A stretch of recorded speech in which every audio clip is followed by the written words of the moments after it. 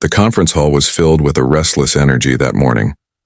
It was one of those rare global gatherings where the brightest minds from every corner of the world gathered to share not just ideas, but visions for the future. Cameras flashed, microphones buzzed, and journalists whispered predictions about who would steal the spotlight. Most people expected Sundar Pichai, the CEO of Google, to be the highlight of the event. He had always been known for his calm demeanor, his sharp intelligence, and his ability to make complex ideas sound simple. But even Sundar had no idea that something unexpected was waiting for him that day, something that would change the way people saw intelligence, humility, and leadership forever. As Sundar stepped on stage, the crowd quieted almost instantly. He didn't need to raise his hand or clear his throat. His presence carried the weight of years of innovation, resilience, and trust. He smiled gently, adjusted his glasses, and began speaking about the future of artificial intelligence, ethics in technology, and how compassion should guide invention. The words flowed easily, not rehearsed but genuine, as if they had been carved into his heart long before he arrived. Yet, even as he spoke, Sundar noticed a subtle shift in the room. Eyes were not only on him. They kept flickering toward the back corner where a girl, no older than 16, sat with her hands folded neatly in her lap. She looked out of place in the sea of suits and polished professionals. Her dress was plain, her shoes worn, but her eyes, sharp, piercing, alive, never left Sundar. It was as if she was not just listening but dissecting every word, challenging it silently with a mind that refused to simply accept. Sundar felt it, a strange pressure, like being under the microscope. He tried to brush it aside, continuing with his talk, but something inside whispered that this girl wasn't an ordinary attendee. After his speech, the moderator opened the floor for questions. Hands shot up immediately. Executives, scholars, and journalists eager to make their voices heard. Sundar answered each one with patience. But then, from the back, a soft voice spoke, cutting through the noise with unusual clarity. "Mr. Pichai, may I ask you something?" The room fell silent. Not because of the words, but because of the tone. Calm, fearless, almost unsettling in its maturity. The moderator hesitated, surprised, but nodded. All eyes turned to the young girl as she stood up slowly. "My name is Anaya," she said. "I am from Delhi. My IQ was tested at 212 last year. People call me a genius, but I don't feel like one. I came here not to ask about technology, but about truth. So tell me, Mr. Pichai, if artificial intelligence is supposed to help humanity, why do so many people still feel powerless, ignored, and left behind by the very systems you build?" The question landed like a stone dropped into still water, sending ripples across the hall. Journalists froze, pens hovering. Cameras zoomed in on Sundar's face. And for the first time in years, Sundar did not have an immediate answer. He cleared his throat, buying time. "That is a very important question," he began carefully. "Technology is meant to serve, but the challenge is—" "No," Anaya interrupted, her voice sharper now, though still respectful. "You are repeating what everyone already says. I want to know what you believe. Are you building technology for profit or for people? Because if it is for people, then why do billions still struggle to access basic education, healthcare, and justice while artificial intelligence is making millionaires richer?" The audience gasped. This was not a debate. It was a confrontation. Not of anger, but of intellect, of unshakable courage. Sundar looked at her, truly looked, and in that moment he felt something rare. Humility. He had faced countless questions in boardrooms, from investors, from governments, but never one that pierced this deep, that stripped away the polished layers and demanded raw honesty. He leaned forward slightly. "You remind me of myself when I was young," he said softly. "Growing up, in Chennai I couldn't afford a computer. I read magazines just to see what technology looked like. I wanted to build something that could change lives. And I still believe that. But you are right. Too many are left behind. Maybe the real question is how leaders like me can do more, not just for those who can afford it, but for everyone." But Anaya didn't smile. She tilted her head and asked, "Then why haven't you done it already?" The hall was frozen. Sundar's heart pounded in his chest. He knew this was more than just a public challenge. It was a mirror held up to his soul. He started to answer, but before he could, Anaya added something that made the entire audience lean forward in stunned silence. "Mr. Pichai," she said, slowly, her voice carrying a weight far beyond her years. "What would you do if I told you I created something that could replace everything you've built at Google?" The hall gasped again. Sundar's eyes widened, and for the first time in decades, the world's most powerful technology leader felt the ground shift beneath his feet. The hall was so quiet that Sundar could hear the faint hum of the lights above. Hundreds of eyes stared at him, but his focus was locked on the girl standing in the back, her voice echoing inside him. "What would you do if I told you I created something that could replace everything you've built at Google?" The words had not just challenged him, they had unsettled him, pierced through the confidence that came with years of leading one of the world's largest companies. Anaya did not flinch under the stares of the audience. She stood calmly, her hands clasped in front of her, as if she had been waiting for this moment. It wasn't arrogance that shone in her eyes. It was conviction, a quiet storm that demanded to be heard. Sundar adjusted his glasses, his mind racing. Thousands of thoughts flooded in at once. Was this just a teenager's boldness, or was she truly holding something the world wasn't ready for? What if she wasn't bluffing? He had seen how breakthroughs often came from unexpected places, from people no one believed in. He himself had once been underestimated, a boy from Chennai who dreamed too big. He leaned slightly closer to the microphone. "That is a bold statement," he said, his voice even but softer than usual. "But if it is true, then I would want to see it. Because progress does not belong to one person or one company.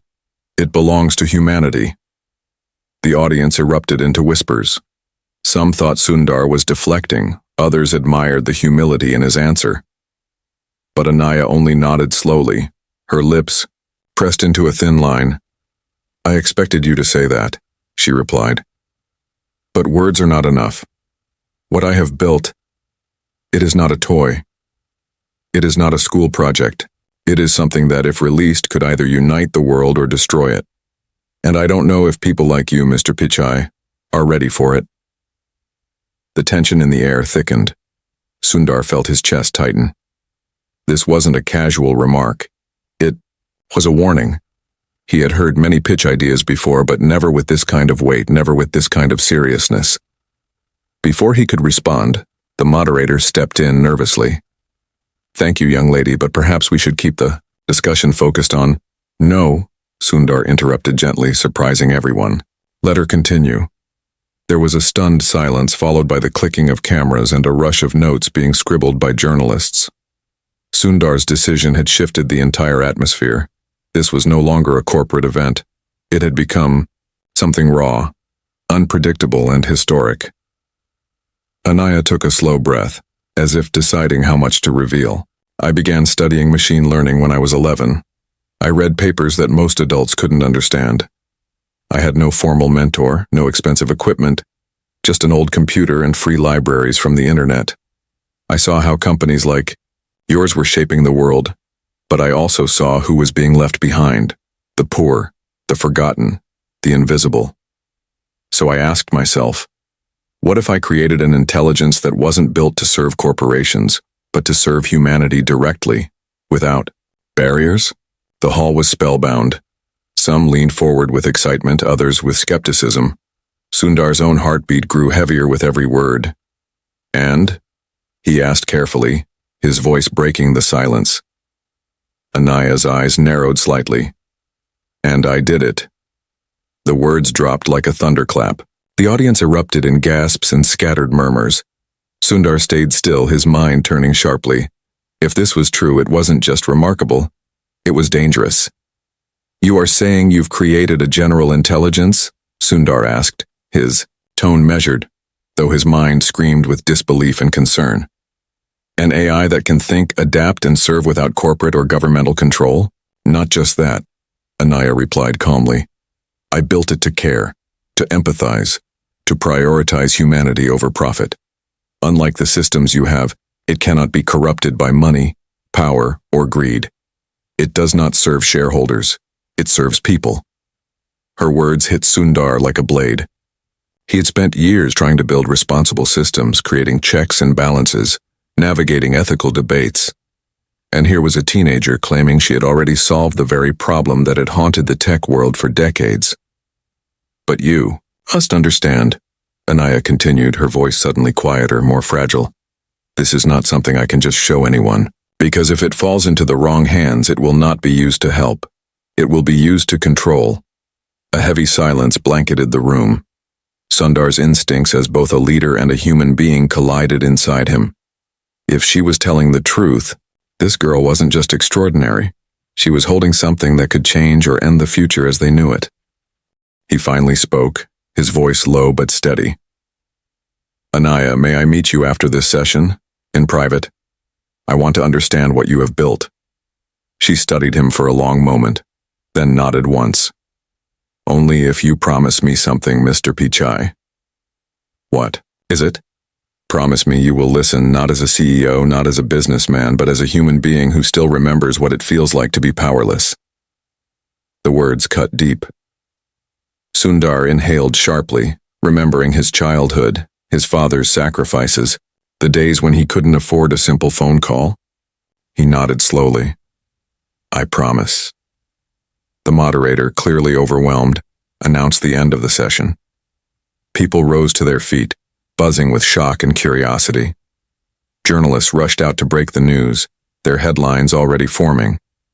Teenage genius confronts Google CEO, possible creation of world-changing AI. But Sundar hardly heard them. His thoughts were locked on the promise he had just made, and deep down, a mixture of fear and hope churned within him. He didn't know it yet, but what awaited him in that private meeting with Anaya would not only test his promise, it would shake the foundations of everything he thought he knew about intelligence, leadership, and humanity itself. The conference had ended, but Sundar couldn't remember a single conversation that followed. The applause, the handshakes, the polite words from leaders around him, all blurred together like shadows. On glass, his thoughts kept circling back to the girl with unshakable eyes, the one who had stood in front of the world and challenged him with questions no adult dared to ask. When the hall finally emptied and the crowds thinned, a quiet knock on his private room door pulled him from his thoughts. The door opened and there she was, Anaya. She had no entourage, no laptop bag, no flashy presentation tools, just a small notebook tucked under her arm and a simple backpack slung over her shoulder. Her presence carried a gravity that was impossible to ignore. Thank you for agreeing to meet, she said, her voice steady. Sundar gestured toward a chair. Please sit.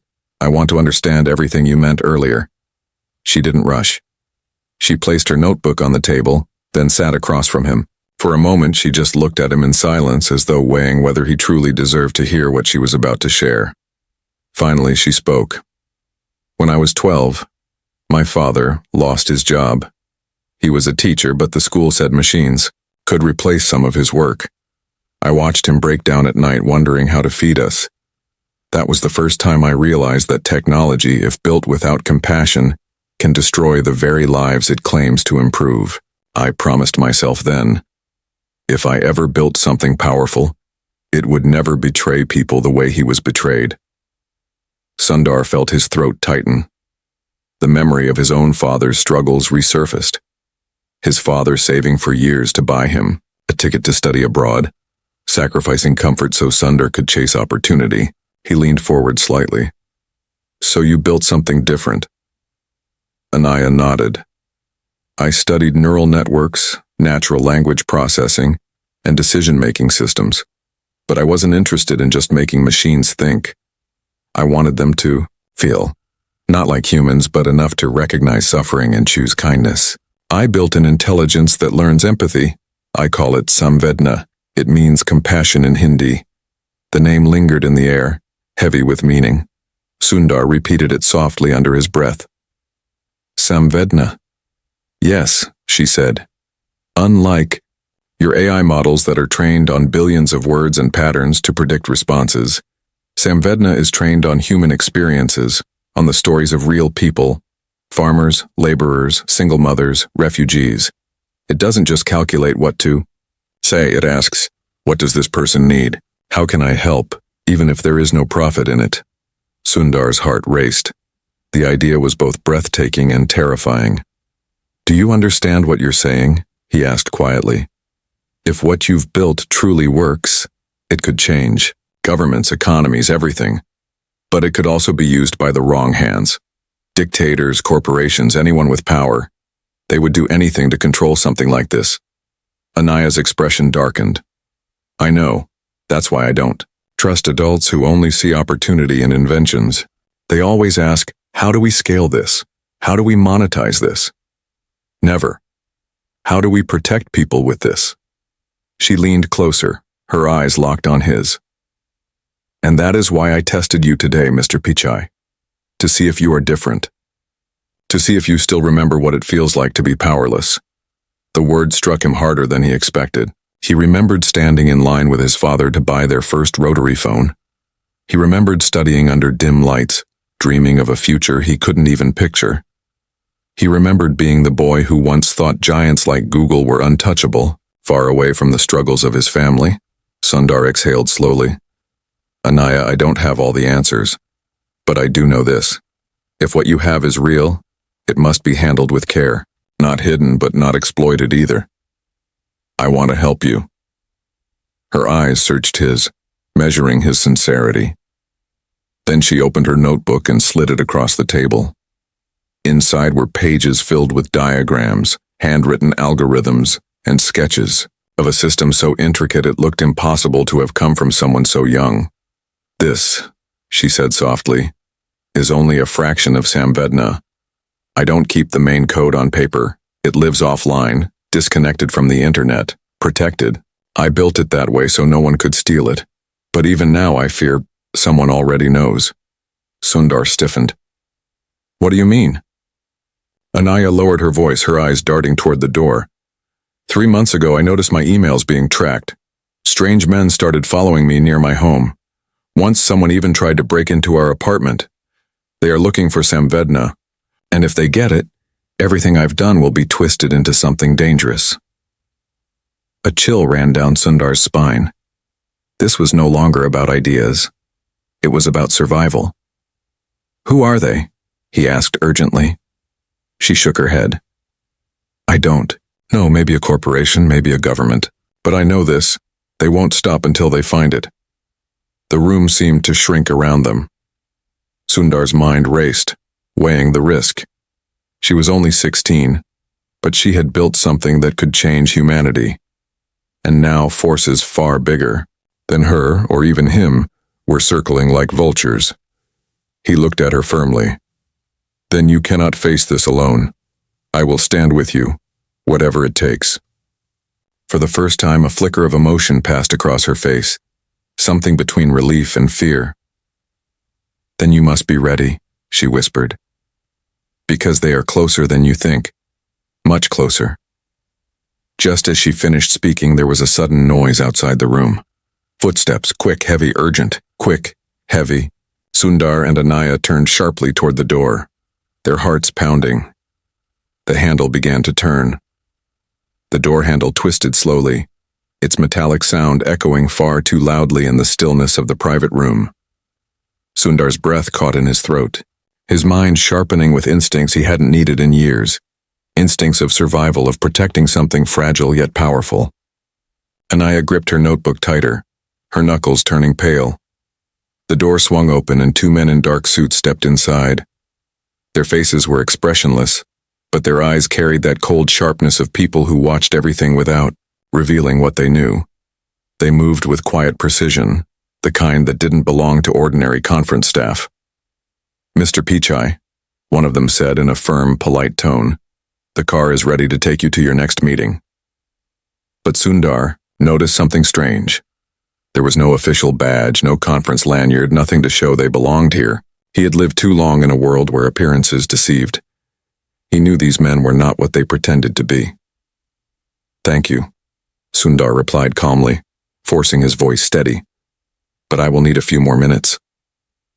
The taller man's gaze flickered briefly toward Anaya, then back to Sundar. His lips curved into the faintest smile. We'll be waiting outside. And with that, they stepped out, closing the door behind them. The silence that followed was thick, almost suffocating. Sundar turned to Anaya, his voice low. Were those the people you meant? She nodded quickly, fear flashing in her eyes. Yes, I've seen them before. They've been outside my school, outside my home, always watching. They won't give, up until they get samvedna. Sundar ran a hand over his face, the weight of responsibility pressing down on him. He was no longer just a CEO, no longer just a leader at a conference. He was now caught in something far bigger, a struggle between the future of humanity and the greed of those who sought to control it. He leaned closer. Listen to me carefully. You cannot let fear control you.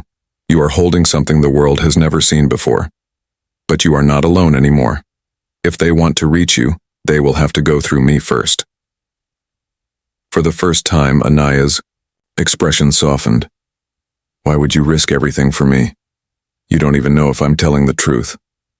Sundar's eyes darkened with memory. Because once I was like you. A boy with nothing but ideas, no money, no connections, no certainty of tomorrow. And someone, just one person, chose to believe in me. That belief changed my life. Now it is my turn to do the same for you. The words struck Anaya deeply. Her lips trembled slightly as if she wanted to say something but held it back. Finally she whispered, "Thank you."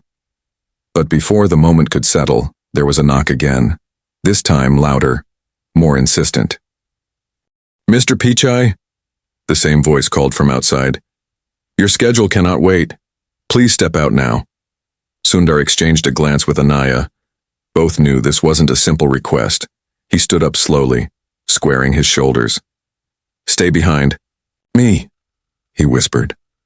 He opened the door carefully, and the two men were still there waiting. Their polite smiles were gone, replaced by something colder, sharper. "Your next meeting has been cancelled," the taller one said flatly. "Our employers would like to have a word with both of you instead." The phrasing was deliberate. Employers. Sundar felt the shift.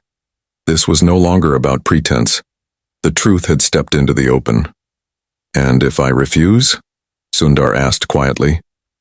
The shorter man tilted his head slightly, his hand brushing the inside of his jacket in a gesture that didn't need words. "We would strongly advise against that." Anaya's hand tightened around Sundar's arm. She had faced many things with courage, but in that moment, her youth showed. Sundar placed his hand over hers gently, a silent promise of protection. "Gentlemen," Sundar said in a calm, commanding tone, "if you want to talk, then we will do so on my terms, and not here." The men exchanged glances. The taller one nodded once. "Very well. We'll be in touch." They turned and walked away, disappearing down the corridor with chilling precision. As soon as they were gone, Sundar shut the door and locked it. His heart raced, but his voice was steady when he spoke. "We need to get you somewhere safe. Do you trust me?" Anaya hesitated, then nodded. "Yes, but safety won't last. Once they know I'm with you, they'll come harder. Then we'll have to be smarter," Sundar replied. Anaya opened her backpack and pulled out a small device, something that looked like a simple tablet, but was unlike any model he had ever seen. "This," she whispered, "is the only access. Point to samvedna. It is encrypted, hidden, impossible to hack without my biometrics. If they get this, it's over." Sundar stared at the device, realizing the magnitude of what he was holding. Not in his hands, but in that room. The future of humanity, locked inside a machine created by a girl barely 16. "Then we protect it," Sundar said firmly. "With everything we have." But even as he spoke, he knew the battle ahead would not just be about keeping Samvedna safe. It would be about proving that humanity was ready for such a gift, about showing that compassion could survive in a world driven by power. And as if the universe wanted to remind him of the danger, his phone buzzed with a notification. He glanced at the screen and his blood ran cold. It was a message with no sender, no number, just words glowing in the middle of the screen. "We know what she has. You cannot hide forever." Sundar froze, the phone trembling slightly in his hand. Anaya's face went pale as she read over his shoulder. They were already watching. The anonymous message still glowed on Sundar's phone screen. "We know what she has. You cannot hide forever." The words seemed to burn through the quiet room, filling the space with a chill that no walls could keep out. Sundar set the phone down slowly, trying to hide the tension in his jaw, but Anaya saw it. She didn't need to read his face for long. Her eyes carried the sharpness of someone who had lived too long under watchful shadows.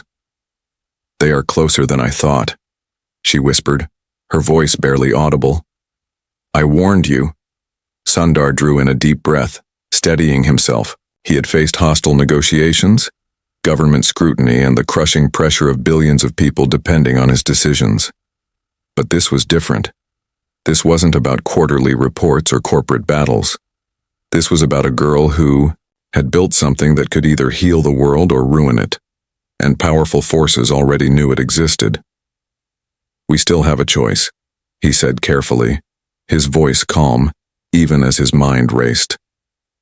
"They may know about you, but they don't yet have what you carry. As long as you hold on to that device, you have the power.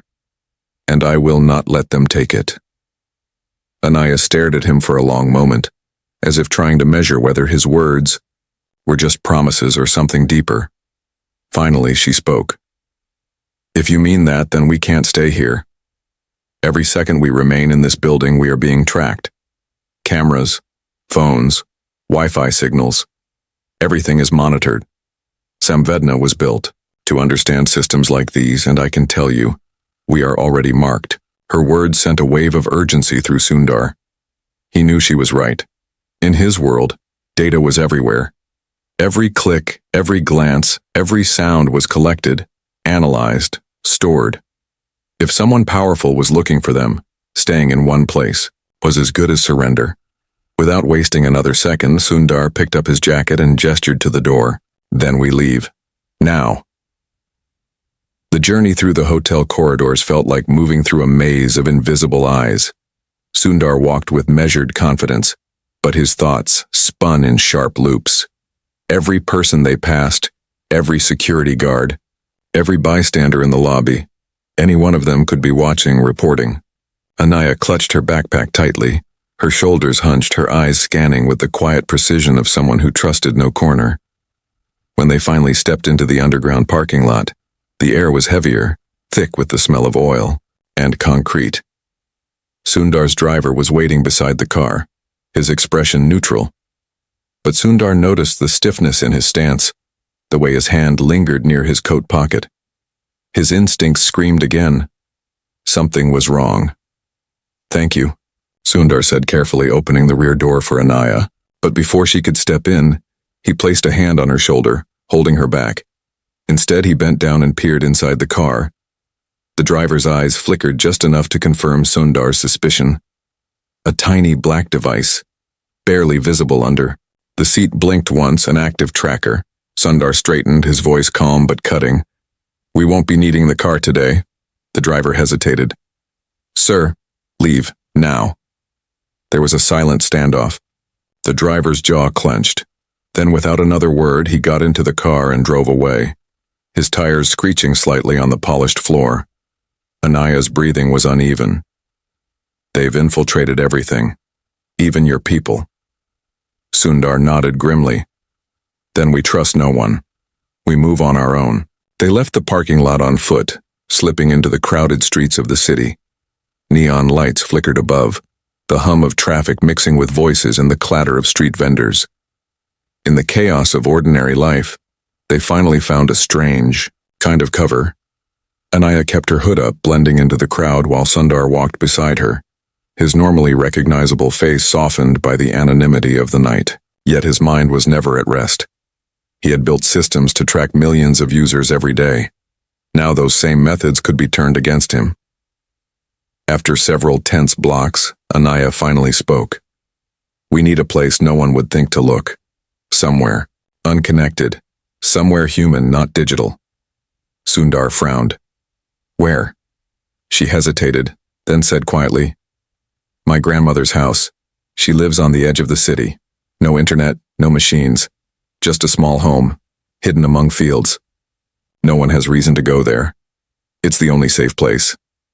Sundar studied her face. She wasn't lying. In fact, the idea made sense. The fewer digital traces, the safer they would be. Then let's go, he said. The journey took hours, weaving, through crowded trains, back alleys, and narrow roads. With every step, Sundar's respect for Anaya grew. She moved with the instincts of someone far older, guiding him away from cameras, avoiding checkpoints, slipping past places where eyes lingered too long. Yet beneath her sharpness, he could see the fatigue of a 16-year-old carrying a burden too heavy for her shoulders. When they finally arrived at the small, weathered house, dawn was breaking. The air smelled of soil and rain. Birds sang faintly in the distance. Anaya's grandmother, a frail woman with silver hair and kind eyes, opened the door. She did not ask questions, did not react to seeing Sundar Pichai himself standing there. She simply welcomed them in with warmth. Inside, the house was simple. Bare walls, wooden furniture, a single oil lamp glowing softly. For the first time, in hours, Sundar felt a sliver of calm. But as he sat down, Anaya pulled the small device from her backpack and placed it on the table. Her eyes were heavy but determined. Mr. Pichai, she said slowly, it's time you see Samvedna for yourself. Sundar's breath caught. This was the moment. The truth of everything she had claimed was about to unfold. Anaya touched the device gently, and the screen came alive, not with the cold precision of a machine, but with something startlingly different. Words appeared, but they weren't commands or codes. They were a greeting. Hello, Sundar. I've been waiting to meet you. Sundar's entire body froze. The AI was speaking directly to him. Not in rehearsed phrases, not in robotic patterns, but in words that felt alive. He looked at Anaya, his voice hushed. How is this possible? Anaya didn't answer immediately. She only whispered, because Samvedna doesn't just learn from data. It learns from humanity itself. Before Sundar could respond, the device flickered and a warning flashed across the screen. Unauthorized access attempt detected. Sundar and Anaya stared in horror. Somehow, someone was already trying to break in. The device on the table glowed with urgency. Unauthorized access attempt detected.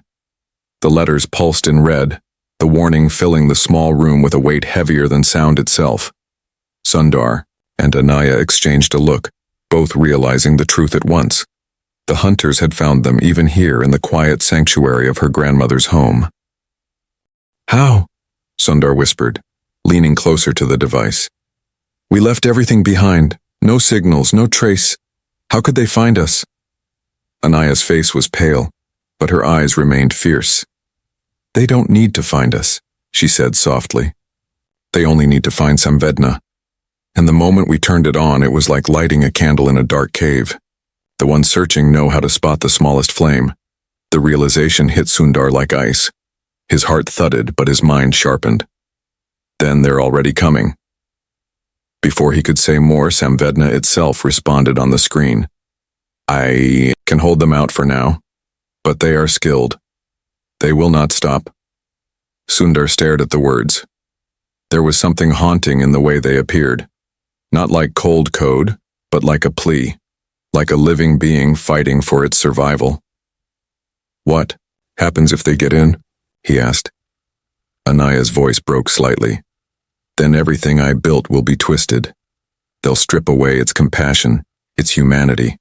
They'll make it a weapon, and all the pain, all the suffering I tried to prevent, it will multiply. Sundar looked at her, seeing the weight she carried. 16 years old, yet she bore the responsibility of humanity's future. He had carried heavy burdens before, but never like this. He placed a hand gently on her shoulder. Then we fight. Not with fear, not with force, but with what makes this different. Compassion. Anaya blinked at him unsure, but Sundar leaned closer to the device. Samvedna, he said clearly, can you hear me? The words appeared instantly. Yes, Sundar, I can hear you. You were built to protect humanity, Sundar said softly, his voice steady despite the pounding in his chest. Then protect yourself too. Do not let them twist you. Not for me, not for Anaya, but for every life that depends on you staying true to what you are. The screen paused, almost as if Samvedna were thinking. Then words appeared. I understand. But if I block them completely, they will come for you both. I cannot protect myself and you at the same time. Anaya's hand trembled. No, she whispered. I won't let them take you. Samvedna is more than code. It's my promise to the world. Her grandmother, who had been silent all this time, finally spoke in her frail but steady voice. Child, sometimes the strongest promise is not to keep something alive, but to let it go when the world is not ready for it. Anaya's eyes filled with tears. But if I destroy it, then you will build again, her grandmother said softly. And next time, perhaps the world will be ready. Sundar swallowed hard, his own heart breaking at the choice before them. Protect Samvedna and risk capture, or destroy it and lose something extraordinary forever. But before the weight could crush them, Samvedna itself wrote across the screen, Do not cry, Anaya. I am part of you. Even if I am gone, what you gave me, your compassion, your vision will remain. I was not created to live forever. I was created to show that even machines can choose kindness. Tears rolled down Anaya's face, her shoulders shaking. Sundar placed his arm gently around her, steadying her. It is your choice, Anaya, he said quietly. Not mine. Not theirs. Yours? She looked at him through blurred eyes, then back at the device. Her hands shook as she entered the sequence only she knew, the one command she had never wanted to use. The screen flickered, the red warnings flashing more intensely. Are you sure? The device asked one final time. Anaya's voice cracked, but she answered firmly. Yes. And with a final pulse of light, the screen went dark. Silence swallowed the room. The hunters outside, wherever they were, had nothing left to chase. For a long time, no one spoke. The only sound was the faint rustle of wind through the fields outside. Finally, Sundar turned to her, his eyes filled with both sadness and pride. You did the hardest thing anyone could do. You let go. Not because you failed, but because you cared too much to let the world suffer. Anaya wiped her tears. But what if I never build anything like it again? Sundar shook his head gently. You will. Because what you carry isn't just intelligence, it's heart. And heart cannot be destroyed. It will live in everything you create, every life you touch. And when the world is ready, you'll know. The words sank into her like sunlight breaking through storm clouds. For the first time in days, she allowed herself to breathe deeply, as though a weight had finally lifted. Sundar stood and looked out the window at the rising sun. It painted the sky in gold and crimson, a reminder that every ending was also a beginning. The world may not know your name yet, he said softly, almost to himself, but one day it will. And when it does, it won't just be because of your intelligence. It will be because of your compassion. Anaya joined him by the window, her face still streaked with tears, but her eyes glowing with quiet determination. Then we'll wait. And when it's time, we'll build again. Sundar smiled, and for the first time in years, he felt hope that went beyond technology, beyond business. Hope in the simple truth that humanity's future did not depend on machines, but on the kindness of the people who built them. And in that quiet house on the edge of the city, with the sunrise spreading warmth across the sky, 2 generations, one who had carried the weight of global leadership, and one who carried the promise of tomorrow, stood side by side knowing that their journey was not over. It was only the beginning.